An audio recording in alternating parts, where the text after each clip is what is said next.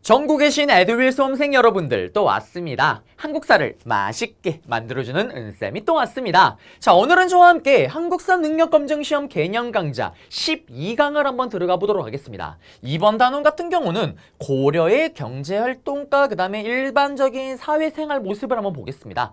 여기 같은 경우도 출제가 당연히 되는 부분이고요. 잘 잡으셔야 되고 제가 시험에 나오는 부분들 레파토리 다 알려드리겠습니다. 자, 그러면 먼저 토지제도부터 한번 가볼게요. 토지제도는 역분전이라고 있는데요. 자, 이 역분전은 제가 이미 잠깐 얘기를 했어요. 언제? 태조 왕건 때 후삼국 통일 과정 속에서 공을 많이 세웠던 우리 은동진, 너에게 성씨를 하사하겠다. 넌 이제부터 왕동진이다. 왕동진이 됐던 이 은동진에게 상으로 줬던 게 역분전이죠. 네가 삼국 통일 과정에서 했던 역, 이 일에 맞춰서 나눌 분, 땅을 나눠서 줬던 겁니다. 그래서 저의 인품과 공로에 따라서 지급했다라는 건데, 자, 여러분들 레벨에서는 이 정도만 기억하시면 돼요. 이 역분전이라는 게 태조 왕건 때 지급을 했고, 이 역분전이라는 게 고려시대 때 있었던 토지제도구나 라는 것만 아시면 돼요. 넘어갑니다.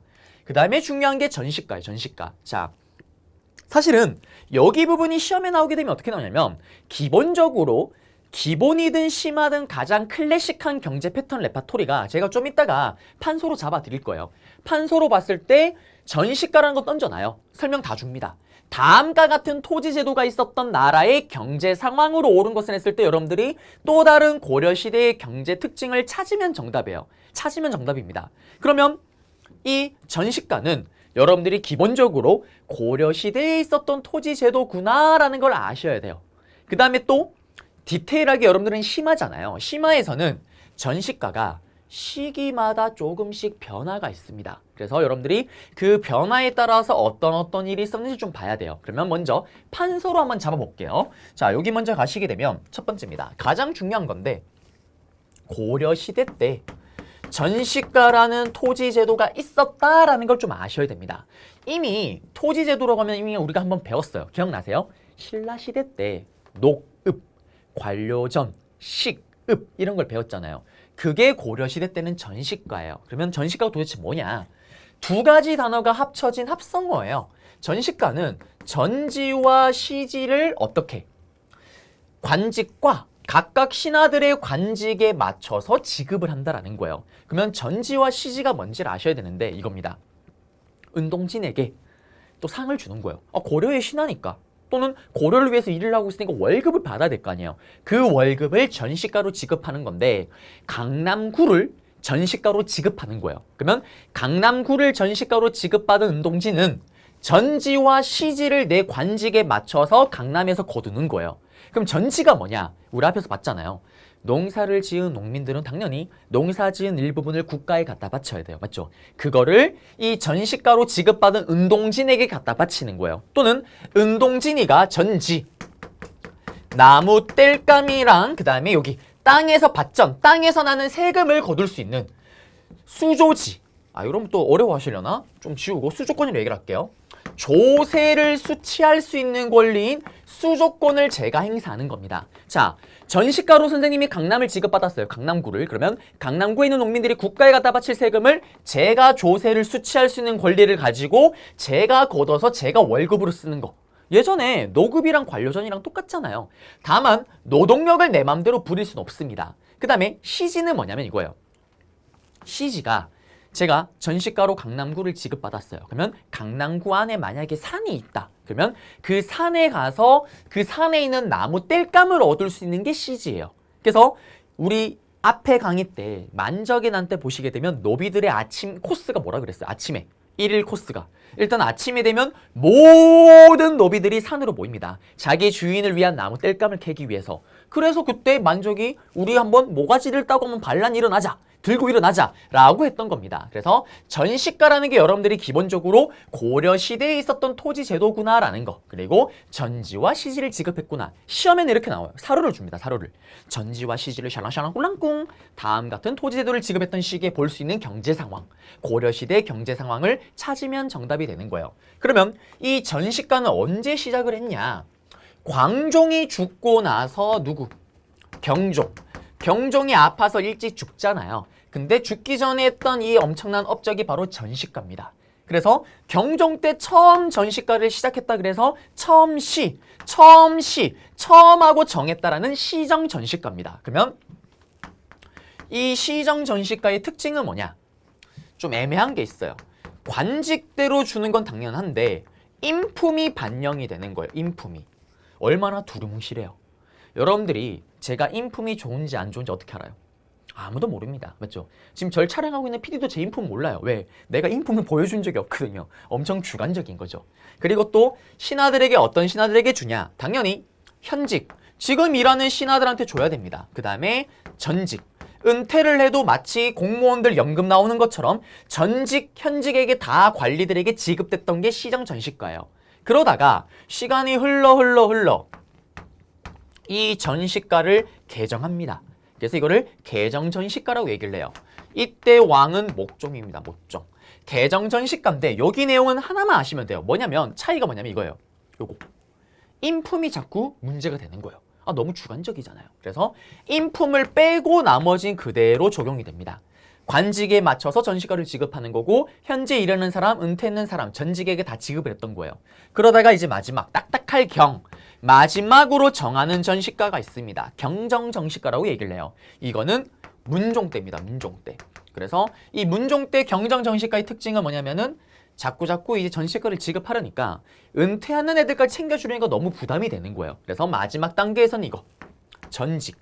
은퇴하는 사람에게는 지급하지 않습니다. 그래서 마지막 최종 단계는 어떻게? 관직에 맞춰서 전시가를 지급하고 only one, 지금 현재 일하는 사람에게만 지급했던 게 바로 마지막 경정전시가예요. 요렇게 변화를 합니다. 그래서 시험에 간혹 가다가 보통 한 5, 6회분에 한 번 꼴로 나와요. 니들 좀 제발 좀 틀렸으면 좋겠다. 그러면 이걸 가지고 장난질을 치는 거예요. 각각 이름 주고 여기 전시가, 토지제도에 대한 설명을 옳은 것을 했을 때 이런 걸 가지고 장난질을 칩니다. 뭐를 줬고 뭐를 주고 뭐를 주지 않았고. 그래서 요거를 좀 구분해서 정리를 좀 한번 하셔야 된다라는 거. 그렇지만 일반적으로는 여러분들이 전시가가 고려시대 거구나라는 것만 일단 아시면 돼요. 자, 그러면 다시 PPT로 가서요. 자, 조세를 수취할 수 있는 권리를 갈리는 토지 맞습니다. 18등급 맞고요. 전지와 시지 맞죠? 땅에서 나는 일부분을 농산물을 가져가는 거. 시지는 나무 땔감. 그리고 시정 때는 관직, 인품, 그 다음에 전현직. 그 다음에 여기는 관직만. 맞죠? 인품이 빠졌다라는 거. 나무 똑같습니다. 그리고 여기 와서는 요거. 전직이 빠지고 나머지는 다 똑같다라는 거. 그래서 시정, 개정됐고 그 다음에 딱딱할 경. 마지막으로 최종으로. 그리고 나서 전시가의 종류가 좀 있어요. 이게 무슨 말이냐면 제가 아까 월급으로 주는 게 전시가라고 얘기를 했잖아요. 맞죠? 그러면 월급 안에 품목이 여러 개가 있는 거예요. 자, 보시면 과전. 이게 우리가 흔히 아는 일반적인 관리들에게 주는 거예요. 그 다음에 외역전은 뭐냐면 바깥에서 일하는 사람. 향리, 향촌사회 이장. 그 다음에 군인들에게는 군인전을 지급하는 거예요. 그러니까 전시가라는 큰 틀 안에 종류가 여러 개가 있는 거예요. 그리고 뭐 구분전, 한인전, 내장전, 공회전, 공공기관이죠. 맞죠? 사원전 절에 주는 거, 둔전, 군사기관, 학전, 학교. 이런 식으로 전시간에 여러 종류가 있었고 각각 맞춰서 지급을 했다라는 거. 끝났습니다. 맞죠? 그리고 전시가 제도 계속하고 있는 거예요. 나중에는 신하들에게 줄 땅이 부족해지니까. 왜? 귀족들이 자꾸 농민들의 땅을 뺏어서 자기 땅으로 만들어버리잖아요. 그러면서 나중에는 녹가전이라고 지급을 했지만 이거는 최근 치러진 10회분 동안 선지로 나온 적도 없습니다. 넘어가시면 되고요. 그 다음에 검문세조 얘기는 복습이에요. 맞죠? 잘 먹고 잘 살았다라는 거. 이들의 특징은 원나라에게 뿌잉뿌잉 원나라의 애교를 갖다 바치면서 어떻게? 농민들로부터 막대한 땅을 뺏고 땅을 뺏으면서 그들을 자기의 노비로까지 만들었다라는 거. 네. 그리고 수치제도입니다. 자, 이것도 그냥 이런 게 있구나 하고 넘어가시면 돼요. 자, 말로 할 거예요. 자, 수치제도는 기억나세요? 고구려, 백제, 신라든, 고려든, 조선이든 여러분들이 건장한 농민이라면 국가를 위해서 세 가지 의무가 있습니다. 뭐? 농사 지은 일부분을 갖다 바칠 의무.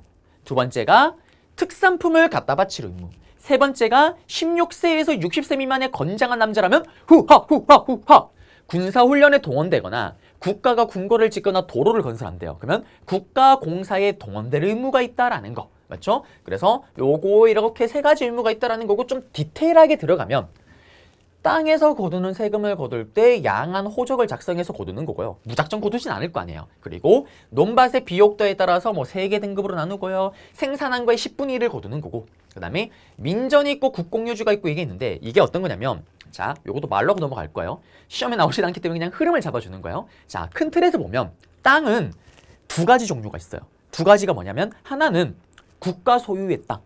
우리로 치면은 지금으로 치면은 국립공원. 이거는 땅 주인이 국가잖아요. 맞죠? 국가가 세금을 거두겠죠. 그 다음에 또 하나. 예를 들면 여러분들이 아파트를 가지고 계신다. 맞죠? 아니면 여러분들이 개인으로 가지고 있는 땅이 있다. 그거는 민전이 되는 거예요. 민전. 개인이 가진 땅이에요. 그럼 땅 주인이 여러분 거잖아요. 그러니까 사고 팔고 상속하고 증여하고 이게 여러분들 마음대로 되는 거예요. 국립공원은 국가 거니까 그게 안 될 거 아니에요. 맞죠? 그러면 개인이 가진 땅 민전 안에 또 두 가지가 있는 거예요. 또 써드릴까요? 자, 보시면 국공유지가 있고 이렇게 민전 두 개가 있습니다. 맞죠? 그 다음에 민전이 이렇게 있는데 이거는 뭐에 따라 나는 거냐면요. 심하니까 설명해 주는 거예요. 땅의 소유, 땅 소유자가 누구냐에 따라서 땅이 이렇게 나눠지는 거예요. 맞죠? 그 다음에 민전이 또 두 개로 나눠져요. 그게 뭐냐면 공전이 있고 사전이 있습니다. 자, 이거는 뭐냐면 조세를 수취할 수 있는 권리, 수조건. 조세를 수취할 수 있는 권리가 누구한테 있냐에 따라서 민전, 개인이 가진 땅이 공전, 사전으로 나뉘어요. 이게 무슨 말이냐면, 자, 사전에 가장 대표적인 게 뭐가 있냐면 전시가가 있는 거예요. 무슨 말이냐? 자, 선생님이 강남구 땅을 열심히 내가 가진 땅이잖아요. 농사를 짓고 있어요. 맞죠? 국가에 세금을 내야 되는데 국가가 세금을 걷어가면 그게 공전인 거예요. 원래는 이게 맞잖아요. 근데 강남구를 아까 은동진에게 국가 세금을 맡겼잖아요. 거두게끔. 그리고 월급으로 쓰라고. 맞죠? 그게 전시가잖아요. 맞죠? 그러면 전시가로 선생님 땅이 전시가가 된 거예요. 그러면 내가 원래 국가에 갖다 바칠 세금을 신하들에게 갖다 바치는 거잖아요. 맞죠? 그러면 그 조세를 수취할 수 있는 권리는 국가가 아니라 신하가 행사를 하잖아요. 그런 경우는 개인이 지금 세금을 수취하잖아요. 그걸 사전이라고 얘기를 해요. 어렵나요? 어려우면 안 되는데. 어쨌든 이런 식으로 토지가 크게 분류가 된다라는 거. 맞죠? 그래서 요거는 그냥 큰 틀에서 고려시대 토지를 이렇게 분류가 되는구나. 한번 큰 틀에서 잡아주신 거예요. 모른다고 이해가 안 된다고 우려하지 마세요. 몰라도 문제 다 풀립니다. 그냥 나오니까 잡아드린 거예요. 그래서 다시 돌아가시면 이 얘기를 왜 했냐면 원래 기본적으로는 생산한 거의 10분의 1을 세금으로 내요. 맞죠? 그리고 마찬가지입니다. 개인이 가진 땅도 세금을 10분의 1을 냅니다. 근데 국공유지는 아니면은 국가가 세금을 걷어도 뭐 4분의 1이고요. 그 다음에 개인의 땅에다가 빌려서 농사를 몰라도 됩니다. 넘어가세요. 이렇게까지 안 나와요. 그래서 요렇게 그냥 세금을 거두는 세 가지가 있었다. 큰 틀에서 이렇게만 아시면 돼요. 넘어갑니다. 그리고 이제 농업 경제의 발전인데 자, 여기 일단 잡아두고요. 잠깐 잡아두고 그냥 바로 판소로 해서 그냥 바로 잡아드릴게요. 그거 하고 다시 들어가는 게 빠르겠어요. 자, 첫 번째 전시가라는 게 일단 고려시대 토지제도구나라는 걸 알아달라고 얘기를 했습니다. 맞죠? 그 다음에 두 번째 경제로 바로 들어가 볼게요. 자, 고려시대 최고의 국제무역항이 있습니다. 그게 바로 병남도예요. 병남도가 고려시대 국제무역항이구나 라는 걸 좀 아셔야 됩니다. 기억나세요? 2020년도인 지금 또 우리나라 전체 인구의 50% 이상이 어디에 살고 있습니까? 수도권 근처 서울을 포함한 수도권 근처에 살고 있다고 얘기를 해요. 그럼 봐요. 2020년도도 이렇게 됩니다. 그대로 올라갈수록 제가 얘기를 했잖아요. 그 비율이 어떻게 된다? 더욱더 커진다고 얘기를 했죠. 그러면 고대 같으면 이 시대 같으면요. 전체 인구의 한 70%, 80%가 수도인 개경 근처에 살고 있다고 보시면 돼요. 그럼 여러분들이 물건을 파는 장사치입니다. 물건을 얻다 갖다 팔아야 되겠어요. 수도와 가까운 지역으로 들어와서 수도에 가서 물건을 팔아야 될 거 아니에요. 맞죠? 그래서 신라시대 때는 경주 바로 밑에 있던 울산의 국제무역항이었고 고려시대는 개경 바로 위쪽에 있는 예성강 하구 쪽에 있었던 이 병남도가 국제무역항이었다라는 거. 시험에 나오면 어떻게 나오냐? 병남도 샬랑샬랑 꼴랑꿍 아니면 지도를 줘버려요. 지도에 병남도가 찍혀 있습니다. 다음과 같은 국제무역항이었던 나라의 경제 상황으로 오른 것은 전시가를 지급하였다. 찾으면 정답이에요. 맞죠? 하나 잡아드렸고요. 세 번째. 고려는요. 관영상점이라는 게 또 있었어요. 이것이 무엇이냐? 관아에서 운영하는 상점이라는 거예요. 선생님 이게 무슨 말이에요? 자, 국가가 운영하는 상점이 있다라는 거예요. 예를 들면 조선과 고려의 가장 큰 차이가 뭐냐면요. 조선시대는 상업을 찍누릅니다. 상업을 억제해요.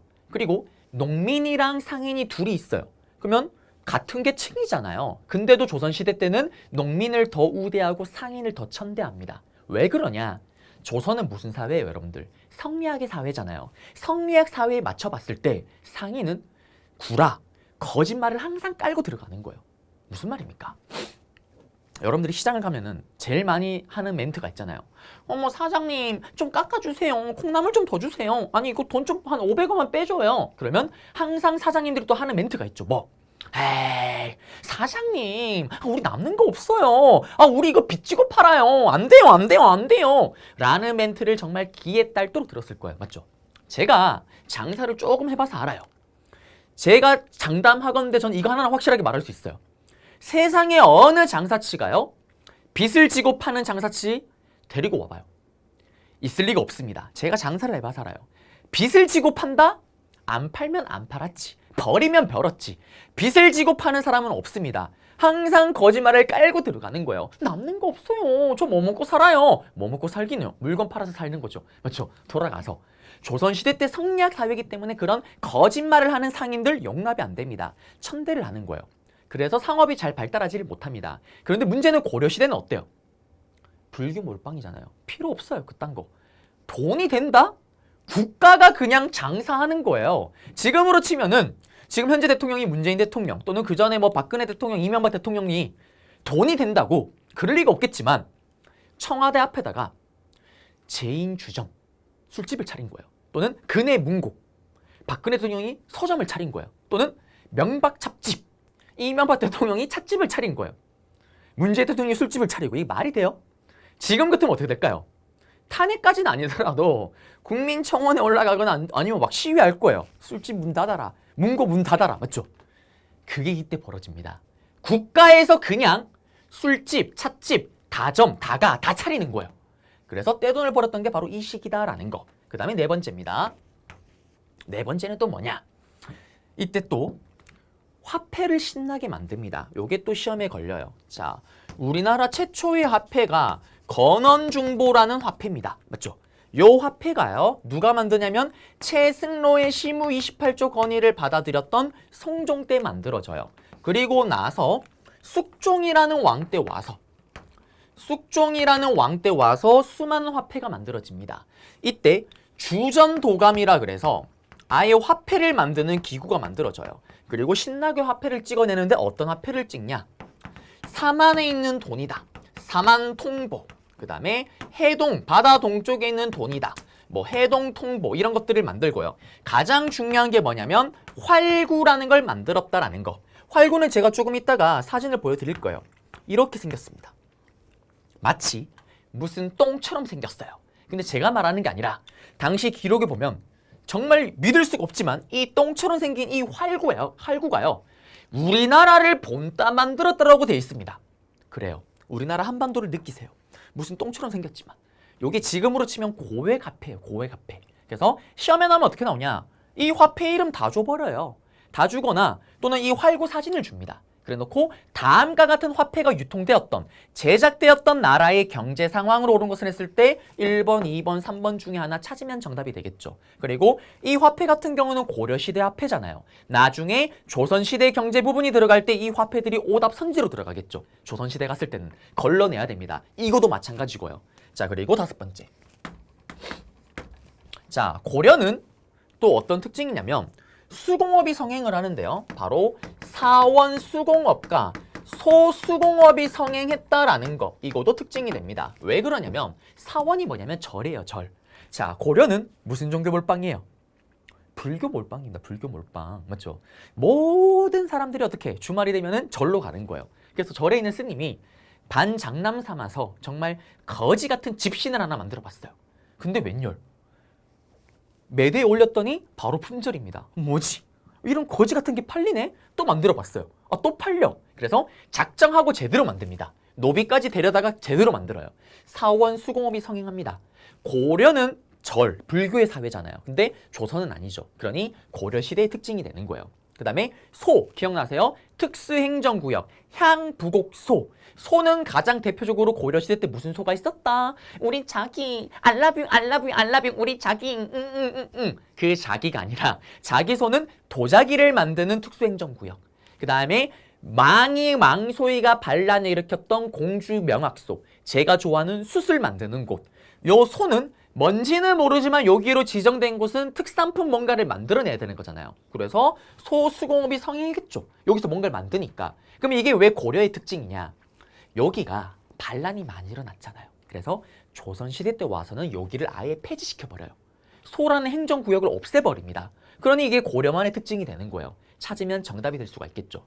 조선시대 문제가 나오면 이게 다 오답이 되는 거고요. 맞죠? 자, 그래서 여기까지 해서 큰 틀에서 한 요 정도 5개 정도 기본적으로 머릿속에 심어놓고 심하니까 나머지 부분 몇 개를 좀 추가하시면 돼요. 자, 그러면 다시 PPT로 가볼게요. 자, 농업의 장려인데 이거는 중요한 거 없고요. 모든 왕조들이 전부 다 농업 생산량을 늘리기 위해서 땅을 개간하려고 하는 건 다 똑같아요. 그 다음에 농업 기술인데 여기 보시면 소를 이용한 기피갈이라고 얘기를 해요. 요거는 뭐냐면 소에다가 농기구를 이렇게 장착시키는 거예요. 그리고 어떻게 땅을 깊이 파는 겁니다. 요건 어떤 혜택이 있냐면 요렇게 나무를 심었어요. 맞죠? 뭔가 심었습니다. 웃고 있습니다. 맞죠? 그러면 얘가 이렇게 심으면 여기 근처에 있는 땅 양분을 다 빨아먹을 거 아니에요. 그 다음에 여기다가 심게 되면 어떻게 될까요? 농사가 잘 안 됩니다. 양분이 다 사라졌잖아요. 그래서 이때 소를 가지고 땅을 깊게 팔아버리는 거예요. 이만큼. 그러면 여기 땅은 싱싱하잖아요. 요 땅의 양분을 이렇게 또 썩어주는 거예요. 요게 바로 기피갈입니다. 그 다음에 시비법이 발달했다는 건 뭐냐면 시비 붙는다? 시비 붙는다? 냄새. 이게 뭐냐? 시비가 붙을 만큼 냄새가 나는 거예요. 거름 주는 거예요. 거름. 동물 거름. 똥 주는 거, 똥 주는 거. 그 다음에 요거는 기억하셔야 됩니다. 이거는 제가 지난 강의 때 얘기를 했었죠. 원간섭기 때 문익점 아저씨가 목화를 가지고 왔다라는 거. 요거는 고려시대, 고려 후기 경제나 또 이런 거 나올 때 선지로 잘 들어가요. 기억하셔야 됩니다. 또는 조선시대 때 오답이 되기도 합니다. 그리고 반농사는 2년 3작이 뭐냐면 이모작 되기 바로 직전이 2년 3작이죠. 이모작이 1년에 2번 하는 거잖아요. 요거는 2년에 3번 하는 건데 어떤 거냐면 요렇게 농사를 짓는 거예요. 시험에 나오진 않습니다만 요렇게 땅을 3등분해요. 그래서 처음에 올해 농사 지을 때는 땅을 요거 2개를 쓰는 거예요. 여기는 농사를 안 짓습니다. 그럼 농사가 끝났어요. 여기 땅은 양분을 다 빨아먹었으니까 엉망이 됐겠죠. 여기는 싱싱할 거 아니야. 안 썼으니까. 여기 땅을 요렇게 섞어주는 거예요. 그리고 요번에는 여기와 여기를 농사를 짓고 여기를 쉬는 거예요. 이렇게 돌아가면서 농사를 짓습니다. 그러면 2년에 3번 농사를 지을 수가 있다는 거예요. 이모작 바로 되기 직전이죠. 그 다음에 요 벼농사. 이 양법 오내기법은 지금은 그렇게 깊게 알 필요가 없어요. 이거는 조선 후기 때 와서 제가 이 양법만 가지고 한 5분에서 한 10분가량 강의를 할 거예요. 그때 집중하셔야 됩니다. 그리고 지금은 이 양법이라는 게 고려 말에 들어왔구나라는 정도만 아시면 돼요. 어차피 조선 후기 강의 다시 잡을 거니까. 그 다음에 농상집요. 여러분들은 심하잖아요. 요건 기억하셔야 됩니다. 왜? 어차피 제가 또 조선시대 때 가서 다시 한번 복습을 할 거예요. 조선시대 때 세종대왕이 편찬했던 농사직설이 있습니다. 요거와 비교를 좀 하셔야 되는 건데 농상집요는 원나라에서 만들어진 농업책이에요. 이거는 고려시대 거. 농사직설은 세종대왕 때 만들어진 우리나라 땅의 풍토에 맞춰서 만들어진 책인데 요거는 뒤에 가서 다시 잡아드릴 겁니다. 맞죠? 자, 그래서 요거 하나 잡아드렸고요. 그리고 넘어가시면은 시장인데 여기서 중요한 거 요거. 관령 상점 하나랑 병랑도. 맞죠? 여기서는 요것만 기억하시면 되고요. 그 다음에 경시선은 여러분들이 심하니까 좀 잡긴 잡아야 되는데 이것도 또 복습이에요. 무슨 복습이냐면 자, 여러분들 기억나세요? 우리 예전에 신라로 가시게 되면 나의 지식을 증명하고 싶어서 안달이 났던 신라 지증왕 때. 맞죠? 신라 지증왕 때 어떤 일이 있었어요? 신라 지증왕 때 경주 동쪽에 동시라는 큰 시장이 있었잖아요. 맞죠? 그 시장을 관리 감독하는 동시전을 만든 게 바로 누구? 지증왕이었잖아요. 마찬가지예요. 당연히 수도였던 개경에 큰 시장이 만들어지겠죠. 이 시장을 관리 감독하는 경시서라는 걸 만들었다라는 거. 그래서 경시서가 또 고려시대 때 있었구나라는 것만 아시면 돼요. 내려가셔서 뭐 이런 것들을 했다라는 거고 넘어가겠습니다. 그리고 이제 화폐입니다. 화폐는 중요하다고 얘기를 했었죠. 그래요. 또 화폐는 또 어떤 게냐면 화폐가 제가 챙겼는데 그래요. 요런 것들. 맞죠? 화폐입니다. 화폐. 제가 샀습니다. 비싸게 샀어요. 버려도 됩니다. 자, 이런 것들. 화폐가 이때 처음 만들어져요. 여러분들 기억나시나요? 권원중보, 사만통보, 해동통보, 해동중보, 활구. 특히 정말 한반도라고 믿기 힘듭니다. 마치 저는 아무리 생각해도 똥처럼 생겼어요. 그렇지만 여러분들은 여기서 한반도를 느껴야 돼요. 한반도를 느껴야 됩니다. 그래서 이런 화폐들이 발행됐다라는 거. 물론 전국적으로 유통되진 않습니다. 왜 그러냐면 사람들이 화폐를 안 쓰는 거예요. 시험에 나오진 않습니다. 자, 화폐를 왜 안 쓰냐? 예를 들어서 저희 와이프 설연이 동진씨 응? 설연 왜 그러는데? 여뽕 신발이 해졌정. 그래? 좋아, 사랑하는 자기 신발 사러 가자. 그러면 설연이 살 신발을 그냥 집에 있는 쌀바가지에 쌀을 퍼서 쌀 들고 가는 거예요. 현물로 거래합니다. 동전이 약간 믿을 수가 없는 거예요. 이거 정말 믿을 수 있는 거야? 그래서 만들긴 많이 만들지만 이렇게 자급자족이었던 경제 구조였기 때문에 활발하게 유통되지는 않았다라는 거. 자, 시험에는 이 화폐를 주는데 여러분들 걱정하지 마세요. 여기 이렇게 화폐를 주고 이름을 다 줍니다, 밑에. 그리고 다음 화폐를 발행하였던 시기의 경제 상황 이렇게 나올 거예요. 걱정하지 않으셔도 됩니다. 맞죠? 그래서 그래도 최초의 화폐가 권원중보라는 건 좀 기억을 하셔야 되겠습니다. 그리고 넘어가서요. 수공업 얘기했잖아요. 소수공업과 사원수공업이 성행했다. 끝났습니다. 그리고 고려의 대외무역인데 여기는 여러분들 교재도 지도가 있을 거예요. 보시면 개경 바로 위쪽에 예성강하고였던 병남도가 뭐다? 국제무역항이다라는 걸 좀 아셔야 되고요. 그 다음에 여기 아라비아 상인을 좀 주목하셔야 됩니다. 아라비아 상인이 또 되어줘야 돼요. 그래요. 바쁩니다. 그렇습니다. 아라비아 상인이 되어줘야 돼요. 아라비아 나이트, 아라비아 나이트. 아라비아 상인 여기까지 왔어요. 그리고 신나게 물건을 팔았어요. 그리고 어떻게? 아라비아에서 여기까지 오려면요. 시간이 한 몇 년 잡아야 됩니다. 물건 팔고 뭐 또 사서 가려면요. 그럼 돌아갔어요. 돌아가면 친구들이 물어보겠죠. 어머, 앞둘 잡아. 아? 앞둘 잡아. 응, 어디 갔다 왔어? 나 이번에 나 대빵 멀리 갔다 왔죠. 어디냐면 여기 꼬꼬꼬꼬꼬꼬꼬 꼬레야? 응? 어디? 꼬꼬꼬꼬꼬꼬 꼬레야? 이런 아라비아 상인 때문에 고려가 서양의 꼬레아로 알려집니다. 그래서 이게 코리아의 또 유래가 되기도 하죠. 그래서 여기 잡아드렸습니다. 그리고 이제 사회계층으로 한번 가볼게요. 자, 여기 같은 경우는 이거 좀 지울게요, 옆에. 이거 같은 경우는 했던 거 복습이에요. 자, 문벌귀족. 잘 먹고 잘 살았다라는 거 했잖아요. 특히 뭐 음서재, 공은전, 지들끼리 결혼을 통해서 그 얘기입니다. 무신들 잘 먹고 잘 살았다라는 거. 무신직공기 때부터요. 검문세족, 복습이죠. 잘 먹고 잘 살았다라는 거. 대농장, 많은 노비들, 그리고 원나라를 등에 업고 권력을 틀어줬고요. 도평의사사, 맞죠? 그리고 또 다 했나요? 음소통해서, 맞죠? 넘어갑니다. 자, 이제 중류층입니다. 중류층은요, 시험에 나오게 되면은 굳이 잘 안 나오게 하는데 굳이 낸다. 그러면 여기 있는 이런 사람들 이름을 주거나 아니면 이들의 그 했던 역할을 줘요. 그래 놓고 다음과 같은 계층에 대한 설명으로 옳은 것을 했을 때 여러분들이 중류층을 찾으면 되긴 하는데 사실상 거의 출제가 안 된다라고 보시면 돼요. 왜냐면 여기 중류층보다는 조선시대 중인계층을 시험 문제 훨씬 많이 냅니다. 자, 그러면 중류층으로 또 뭔지는 아셔야 되는데 중간계층이에요. 우리로 치면은 고위직은 아니지만 그 밑에 극단적인 예시를 들면은 앞에 봤던 문벌귀족이나 이런 사람들이 실제로 뭔가를 만들어내는 장관들이잖아요. 그러면 여기는 7급, 8급, 9급 공무원인 거예요. 교육부 장관이 어떤 정책을 만들었어요. 그러면은 정책을 만들어서 토스 넘기면 어떻게 됩니까? 밑에 있는 교장 선생님, 교관 선생님 아니면 학교 선생님들이 그 법에 맞춰서 실제로 움직이잖아요. 동사무소에서 일하시는 분들도 만들어진 법에 따라서 그대로 움직이잖아요. 그 역할을 하는 거예요. 그래서 말단 행정직을 담당한다고 얘기를 하고요. 가장 정확하게 이거를 말을 하면은 지방 행정 실무를 담당한다라고 얘기를 합니다. 그리고 이들도 어쨌든 국가로부터 일을 하고 있는 거잖아요. 맞죠? 국가를 위해서. 그래서 국가로부터 전시가를 지급받는 거예요. 대표적으로 향리, 여기는 향리 같은 경우는 외역전을 받기도 했었잖아요. 맞죠? 그래서 이때 속하는 사람들이 말단, 서린, 잡류, 그 다음에 궁중식물 관리를 했었던 남반, 군반, 영리 이런 사람들이 있었다라는 거. 그렇군요 하고 넘어가시면 돼요. 네. 그리고 이제 피지배층입니다. 그래요. 피지배층에서는 또 하나 또 써줘야 됩니다. 선생님이요. 요새 이런 게 있더라고요. 제 사촌동생에게 레고 피규어를 주고 이걸 받아왔습니다. 그래요. 그리고 사촌동생은 착각하고 있더라고요. 레고 피규어를 받고 잠깐 빌려준다고 생각을 했는데 미안합니다. 맞죠? 한능검 수능이 끝나고 강의가 다 끝날 때까지 이건 제 거예요. 맞죠? 이렇게 농민이 됐는데 자, 농민에는 조선과 고려에서 장난질을 치는 포인트가 하나가 있습니다. 그게 뭐냐면 요 백정이란 단어예요. 자, 우리가 아는 백정은 뭐예요? 소, 말, 돼지를 잡는 천민이잖아요. 맞죠?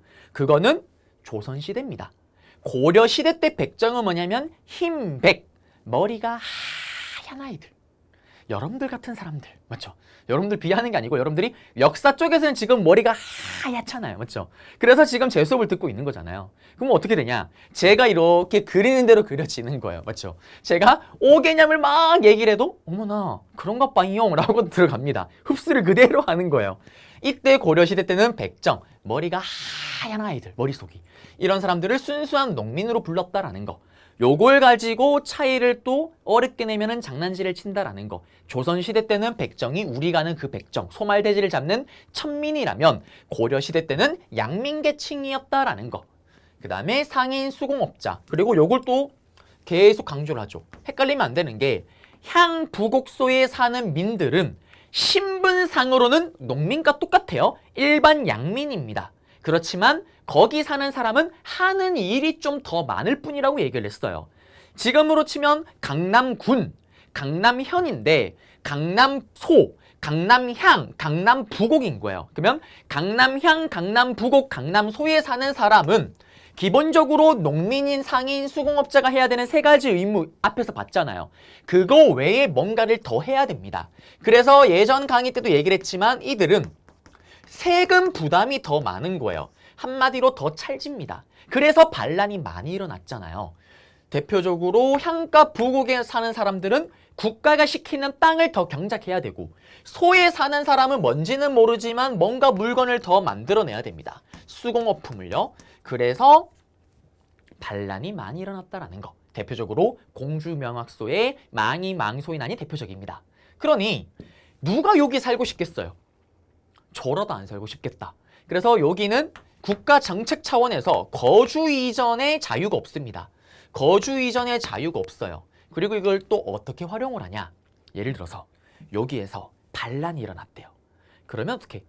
원래 강남군인데 반란이 일어났다. 강남향으로 만들어버리는 거예요. 행정국을 떨어뜨려 버립니다. 그리고 또 반대로 강남향, 강남소였는데 몽골이 쳐들어왔대요. 대승을 거뒀어요. 그러면 그걸 상을 주기 위해서 이제 향소가 아니라 업그레이드 시켜줍니다. 강남군, 강남현으로요. 이런 식으로도 활용하게 됐었다라는 거. 그래서 기본적으로 농민들은 너무나도 힘들었죠. 맞죠? 빠듯합니다. 삶이 항상. 그러면 농민이 문제가 나오게 되면 시험 문제 정답이 뭐가 될까요? 조세, 역, 곡물을 국가에 납부하였다. 3대 의무잖아요. 찾으면 정답이죠. 또는 향부곡소민이 해당된다. 해당될 수 있는 거잖아요. 양민계층으로. 찾으면 정답이 되겠죠.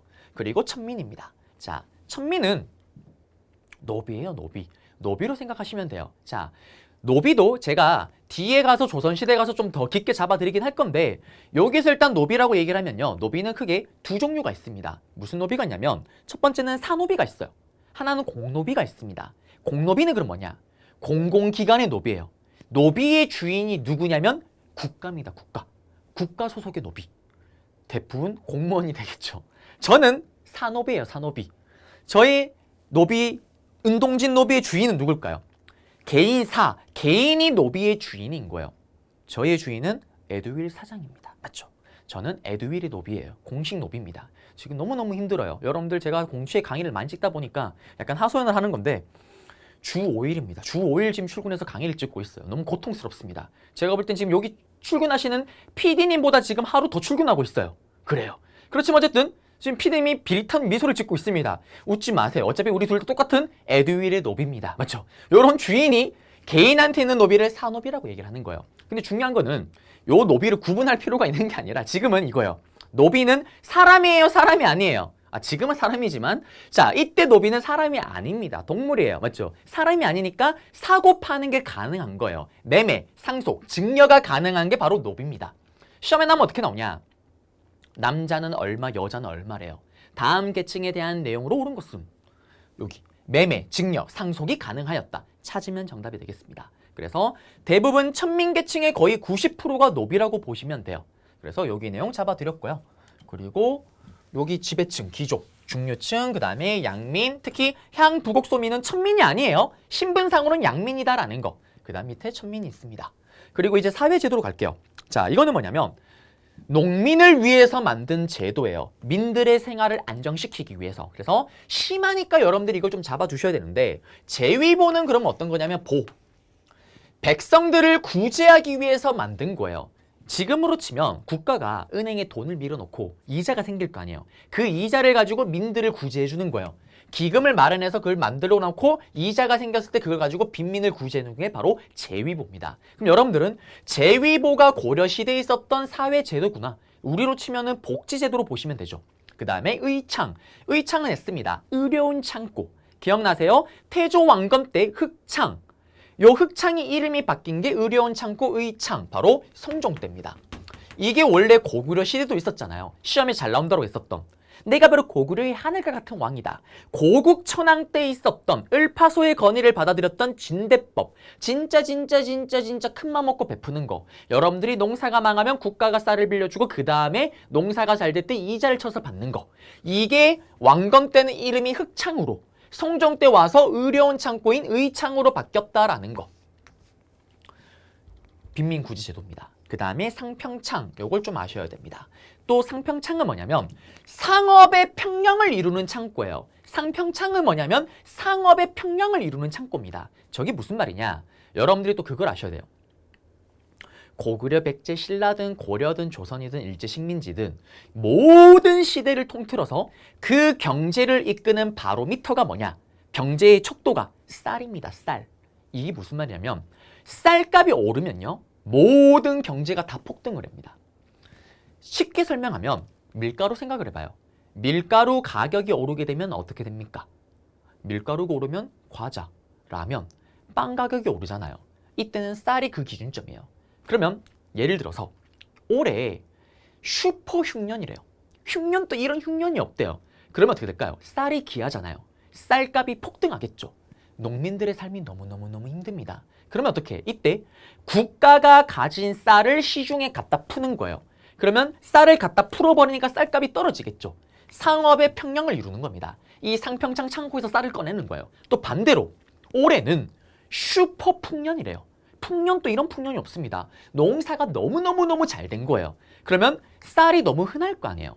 쌀 가격이 떨어지겠죠. 그럼 또 삶이 힘들어집니다. 그럼 어떻게? 그때는 또 국가가 또 상평창을 가동시킵니다.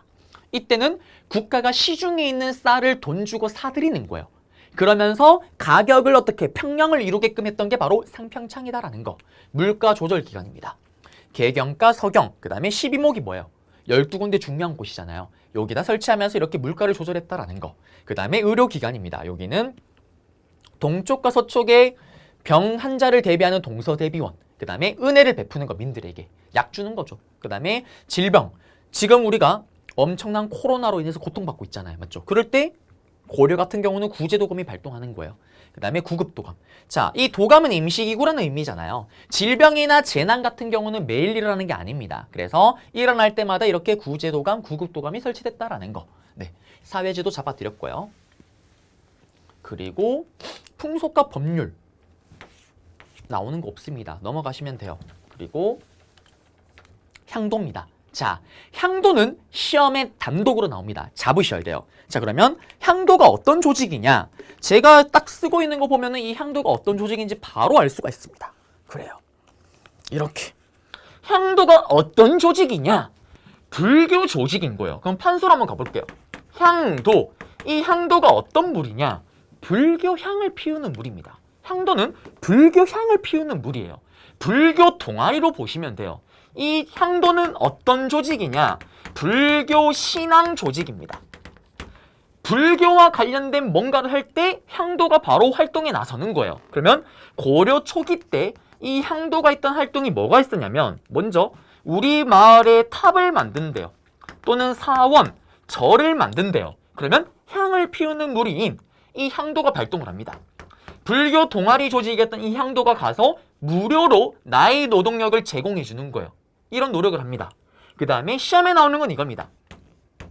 향도가 있던 가장 중요한 활동 중에 하나가 뭐냐면 매향 활동이 있었다라는 거. 이게 항상 시험 문제 정답으로 들어가는 거예요. 그 다음에 이건 좀 이따 설명할 거고요.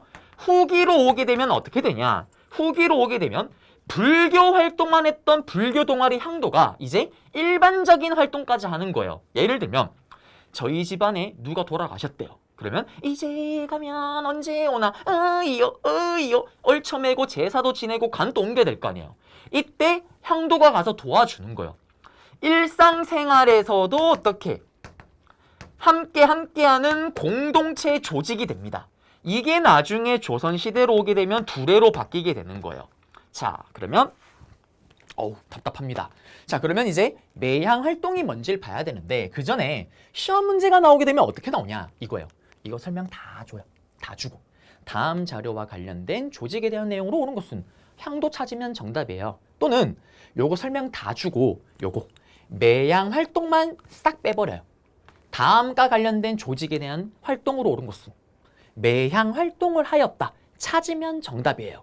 그러면 도대체 매향 활동이 뭐냐 이걸 봐야 됩니다. 매향 활동은요 묻을 매 뭐를 묻는데 향이 나는 나무를 묻는다라는 활동을 얘기를 합니다. 자, 묻을 매 땅에다가요 요렇게 향이 나는 나무를 묻어요. 그리고 여기다가 이렇게 비석을 세웁니다. 이거를 우리는 매향비라고 얘기를 해요. 그리고 이런 활동을 하는 이유가 뭐냐면 자, 여러분들 기억나세요? 미륵부처. 예전에 강의 때 가르쳐줬습니다. 미륵부처는 어떤 부처예요? 58억만 년, 7천만 년 만에 한 번 등장하는 부처입니다. 58억만 년, 7천만 년 만에 한 번 등장을 해서 어떻게? 등장을 딱 하면 여러분들의 소원을 들어주는 부처예요. 맞죠? 이 미륵부처가 어떤 부처입니까? 이 미륵부처가요. 58억만 년, 7천년 만에 등장해서 어떻게 소원을 들어주는 부처예요. 문제는 그게 오늘일 수도 있고 내일일 수도 있고 아무도 모릅니다. 근데 문제는 등장했을 때 여러분들의 소원을 알아야지 들어줄 거 아니에요. 맞죠? 저의 소원을 알아야지 들어줄 거 아니에요. 그래서 하는 게 매향활동이에요. 묻고 여기 비석에다가 여러분들 소원을 쓰는 거예요. 여러분들 소원은 뭘까요? 한능검 합격. 맞죠? 원래 저의 소원은요 10년 전만 해도 처음 인강 데뷔할 때만 해도 우리나라 한국사 강의 1타였습니다. 1타 강사. 물론 지금 에듀윌에서는 1타 강사가 됐어요. 근데 전체 1타는 아니죠. 근데 저의 꿈은 그거였는데 이제 좀 강의를 하다 보니 느꼈어요. 걸렸습니다. 제가 볼 땐 이번 생에 1등이 되는 건 걸렸어요. 다음 생일을 기약해야 됩니다. 그래서 저는 꿈이 바뀌었습니다. 로또 1등이에요. 은밀하고 아주 로또가 당첨이 잘 된다는 곳을 찾아다니면서 맨날 로또 매주 한 번씩 나에 대한 소망을 담아서 하고 있는 거예요. 그럼 저는 여기다 이걸 쓸 거예요. 1타 이거 안 쓰고 로또 1등, 로또 1등, 로또 1등 쓸 거예요. 그러면 이제 어떻게? 58억만 년, 7천만 년 만에 미륵부처가 등장을 했어요. 그때 어떻게? 오 스멜, 오 스멜, 좋은 냄새 스멜. 왔더니 어머 운동진 로또 1등. 소원 들어주는 거예요. 여러분들 한능검 합격? 소원 들어줍니다. 저는 로또 1등, 여러분들은 한능검 합격. 여러분들 꿈이 너무 소박하다. 몰라요. 나는 나만 1등 되면 돼요. 자, 그겁니다. 요게 매향활동이에요. 그래서 보통은 심하니까 얘기를 해드리는 건데 보통은 이 매향활동이 어디 있냐면 바닷가 해안 지역에 엄청 많이 있습니다. 비석이 많아요. 매향비가. 왜 그러냐면 해안가 유역에 예전에 왜구가 많이 쳐들어오잖아요. 얼마나 불안하겠어요.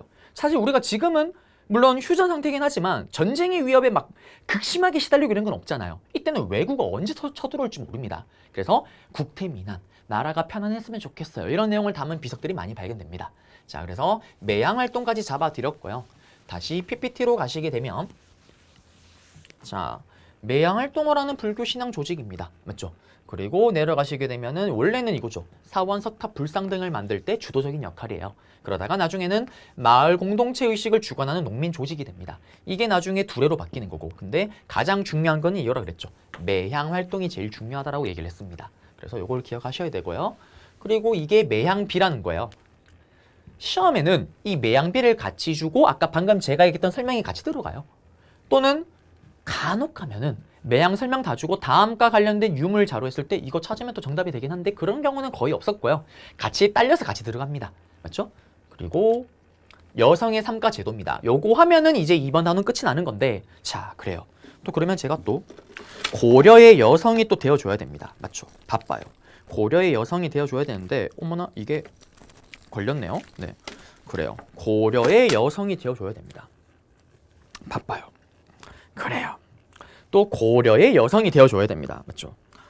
머리띠가 너무 불편한데? 여성분들은 어떻게 이렇게 머리띠를 하고 다니는지 모르겠지만 자, 이렇게 고려의 여성이 됐어요. 그리고 원래 이런 것도 하나 해줘야 되는데 소리가 문제기도 한데 이게 되면은 마이크에 걸려서 이게 안 되더라고요. 그래서 일단 요것만 쓰겠습니다. 자, 여기가 시험에 은은하게가 아니고 대놓고 잘 나옵니다. 왜 잘 나올까요? 자, 우리가 아는 여성의 지위는 어떻습니까? 지금 우리가 알고 있는 거. 자, 조선시대 때 성리학이 딱 자리가 잡혔던 조선 중기, 그때부터 시작됐던 우리가 알고 있는 여성의 지위는 그때부터 시작이에요. 그전에는 특히 고려시대 때는 우리가 알고 있는 여성의 지위와는 사뭇 다릅니다. 남자나 여자나 대등한 거예요. 예를 들면 조선시대 같으면 저희 와이프 설현이 맞죠? 결혼해서 같이 살고 있는데 제가 이렇게 에듀윌에서 주 5일 동안 촬영하다 과로사로 가버린 거예요. 그러면 서방님, 우리 서방님 보고 싶다 우리 서방님. 그렇지만 설현은 너무 이쁩니다. 재혼을 하겠죠. 재혼을 하는 순간 이런 희대의 나쁜 여자, 시래기 같은 여자, 욕이란 욕 다 들어먹습니다. 그러면 욕을 안 먹으려면 조선시대 때 어떻게 되냐? 통진씨를 따라가겠어요? 은장도 그러면 연료면 세워줍니다. 맞죠? 근데 만약에 재혼을 했다. 그러면 재혼을 해서 놓은 자식은 죽을 때까지 과거 시험을 칠 수가 없습니다. 그 다음에 또 지금도 봐요. 지금 또 제사는 누가 지내요? 남자만이 지내잖아요. 여자는 보이지 않는 뒤에서 전을 구울 뿐입니다. 맞죠? 이게 성리학이 자리 잡혔던 조선 중기부터 시작된 거예요. 그 다음에 또 재산도 봐요. 지금도 그렇습니다. 지금도 집안에 첫째 아들이 재산을 제일 많이 상속을 받아요. 지금도 그래요. 제가 또 집안의 장남의 장손입니다. 마음만 먹으면 제 동생 혁이 재산 1도 안 줄 수 있습니다. 맞죠? 지금도 그런 거예요. 지금도. 맞죠? 그리고 여러분들이 한 70년대, 1970년대, 80년대를 배경으로 하는 드라마를 보게 되면 이런 드라마가 있어요. 한 번씩 보면 온 가족이 같이 밥을 먹는데 여자랑 남자랑 같은 밥상에서 밥을 먹는다? 그러면 할아버지가 밥상을 엎어버립니다. 어디서 남자랑 여자랑 밥을 같이 먹는데? 엎어버립니다. 이게 언제부터냐? 성리학이 자리가 탁 잡혔던 조선 중기부터 시작이에요. 그러면 고려 시대와 조선 초기까지는 여성의 지위가 남자와 대등했다라는 겁니다. 그게 시험 문제 나오는 거예요. 그러면 판서로 잡아볼게요. 먼저 어떤 일이 생기냐? 좀 어려운 단어가 나옵니다. 남기여가온이라고 얘기를 하는데 요거는 제가 편하려고 이렇게 쓴 거예요. 자, 우리가 조선시대를 보시게 되면 흔히 뭐라 그래요? 출가 외인이란 단어를 많이 씁니다. 뭐냐? 제가 이렇게 결혼을 했어요. 엄마, 아빠, 안녕, 안녕. 그러면 이제 어디로 가요? 결혼하면. 남편네 집으로 가잖아요. 흔히 말하는 우리 시월드. 시월드에 가서 어떻게? 내가 죽는 그날까지 시월드에서 나올 수가 없습니다. 그래서 결혼을 하게 되면 이제 더 이상 우리 사람이 아니라 그래서 출가 외인이란 단어를 쓰는 거죠. 고려는 반대예요.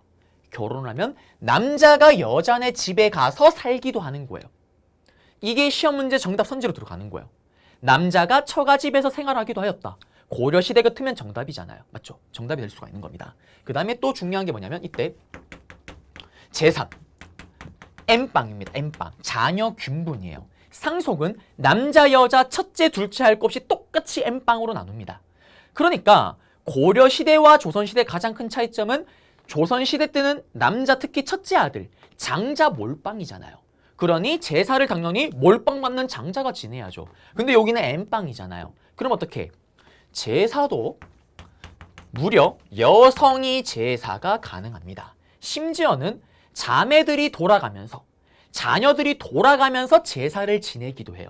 이거를 뭐라고 하냐면 수레바퀴륜, 수레바퀴처럼 돌아가면서 제사를 지낸다 그래서 윤행봉사라고 얘기를 하기도 합니다.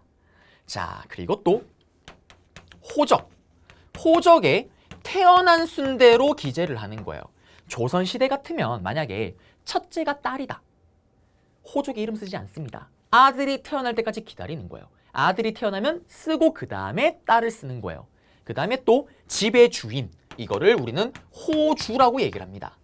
여러분들은 집안의 가정의 재산을 누가 가지고 계세요? 뭐 아버지나 어머니 둘 중에 한 분이 가지고 계실 거예요. 저희 집 같은 경우는 어머니 몰빵입니다. 저희 집의 재산은 다 어머니 거예요. 왜? 저희 아버지가 예전에 과거에 주식에 손을 대셨다가 크게 한번 말아 드신 적이 있거든요. 그러면서 재산의 주도권이 엄마에게로 다 넘어갔습니다. 집주인이고 뭐고 저희는 명의가 다 엄마 명의예요. 자, 이겁니다. 지금은 이렇게 여성이 명예가 될 수가 있지만 조선시대는 어린 방푸렁치도 없습니다. 어디 여자가 재산을 가져갑니까? 모든 재산은 다 남자 겁니다. 근데 여기는 고려시대 때는 호주, 집의 주인이 여성이 되기도 했다라는 거. 그리고 또 음서 제의 혜택이 외가 쪽. 차별이 없으니까요. 외가 쪽도 처가 쪽도 똑같이 혜택을 받았다라는 거. 그러니까 사위나 외손자나 똑같이 받는 거예요.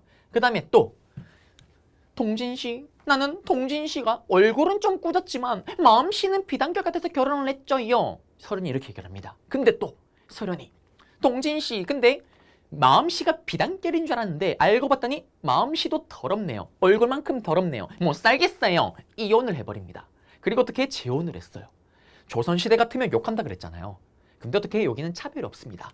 여성의 재가가 자유롭고 그의 자식도 차별을 받지를 않았다라는 거. 이게 고려시대 특징이에요. 시험에 나오면 어떻게 나올까요? 캐릭터가 나와요. 내가 죽으면 재산을 엠빵해라. 사루로 나오기도 하겠죠. 또는 그래프가 나오면서 호주, 집의 주인이 여자로 되어 있는 거예요. 다음 같은 시기에 볼 수 있는 가족 제도로 옳은 것을 했을 때 이런 내용 찾으면 되겠죠. 오답으로 뭐가 들어갈까요? 조선시대 내용이 들어가면 걸러내면 됩니다. 예를 들면 장자 상속 제도였다. 양자 제도가 있었다. 고려시대 때는 양자 제도가 필요할까요? 필요가 없습니다. 왜? 여자가 그냥 제사를 지내면 되잖아요. 조선시대 때는 무조건 남자가 제사를 지내야 되니까 집안에 여자밖에 없으면은 양자를 데리고 왔던 거예요. 고려는 필요가 없습니다. 그리고 끝으로 고려시대 때 여성의 지위가 강했다는 걸 보여주는 아름다운 사례가 하나가 있어요. 때는 바야흐로 고려 후기입니다. 회의를 하고 있었어요. 왕이 물어봅니다. 야, 신하들아, 회의 끝내려고 하는데 혹시 건의사항 있니? 한 명이 손을 듭니다. 전하, 신박유 아래옵니다. 박유. 왜? 무슨 일인데? 전하, 우리 고려는 일부일처제입니다. 한 명의 남자에 한 명의 여자, 한 명의 남편에 한 명의 와이프입니다. 이건 좀 아닙니다. 지금부터 일부 다처제라는 게 어떻습니까? 한 명의 남자에 여러 명의 여자, 한 명의 남편에 여러 명의 와이프. 그러자 왕의 눈빛이 총총 빛이 납니다. 괜찮은데? 신하들도 심장이 바운스 뛰기 시작을 하는 거예요. 여러 명의 부인? 뭐지? 좀 괜찮은데? 근데 어떻게? 서로 눈치만 보고 있는 거예요. 그러자 왕이 얘기를 합니다. 박유, 넘나 훌륭한 정책이다. 근데 넘나 급진적이다. 요거 나중에 다시 한번 얘기를 해보자. 왕의 사실 속내. 다른 신하들이 동의를 했으면 이거 한번 밀어붙여보만 했는데 전부 다 쓱 모르는 척 하는 겁니다. 속으로는 어떻게? 넘나 좋은데. 누가 동의 안 해? 넘어가는 거예요. 그리고 어떻게? 제가 집을 갑니다. 그리고 서른을 만나겠죠. 그러면서 여러분들이 경험했던 일이 생겨나는 거예요. 무슨 일? 여러분들 이런 얘기 할 때 있잖아요. 엄마한테. 엄마, 요거 엄마만 알아야 돼. 아빠한테 얘기하지 마. 미라클 같은 일이 벌어져요. 다음 날에 아빠가 다 알고 있습니다. 아빠한테도 아빠 얘기하지 마. 엄마한테 비밀. 아빠랑 나라면 둘만의 비밀 같은 소리 하고 있습니다. 다음 날 어떻게? 엄마가 다 알고 있어요. 맞죠? 이것처럼 제가 집에 가서 뭐라고 할까요? 사랑하는 자기 세련. 왜요? 세련 대박. 박유 미쳤나봐. 박유 일부 다처제? 제정신이 아닌 것 같아 여보. 나는 반대했잖아. 나는 자기밖에 없어. 알라뷰 세령, 난 자기밖에 없죠. 알라붕. 이렇게 하고 있는데 문제는 저만 이러는 게 아니라 집에 갔던 신하들이 다 그러고 있는 거예요. 그리고 한 일주일이 지났습니다. 박유가요. 동네 시장을 가고 있었어요. 그때 웬 할머니가 저 새끼가 일부 다처제를 주장한 박유다. 박유. 그래서 어떻게? 주변에 있던 아나네들이요. 그 소식을 듣고 차분하고 침착하게 땅에 있는 돌을 주워요. 그리고 어떻게? 다 집어 던집니다. 그게 기록에 남아있어요. 그 정도로 여성의 지위가 탄탄했다라는 거고 사실은 박유가 진짜 미친 게 아니고요. 주장했던 이유가 있어요. 고려 후기라고 얘기를 했잖아요. 원간섭기인 거예요. 공녀. 원나라에서 여자들을 하도 많이 데려가니까 그걸 좀 막기 위해서는 일부 다처제를 하는 게 어떻냐라고 건의를 했던 거예요. 그렇지만 당시의 분위기 속에서는 택도 없는 소리였습니다. 맞죠?